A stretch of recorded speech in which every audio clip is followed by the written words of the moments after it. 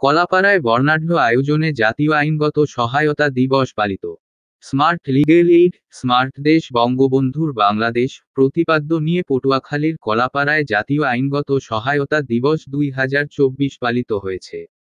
রবিবার 28শে এপ্রিল সকাল 10টায় দিবসটি পালন উপলক্ষে একটি বর্ণাঢ্য শোভাযাত্রা পৌরশহরের প্রধান প্রধান সড়ক প্রদক্ষিণ শেষে চৌকি আদালত প্রাঙ্গণে এসে শেষ হয়।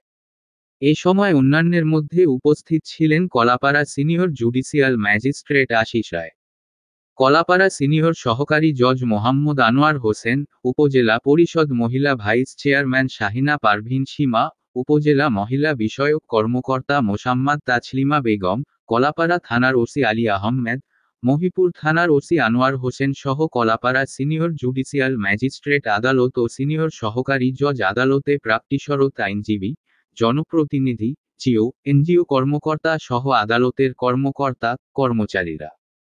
পরে চৌকি আদালত হলরুমে Kalapara senior judicial magistrate Ashis রায়ের সভাপতিত্বে আলোচনা সভা অনুষ্ঠিত হয়।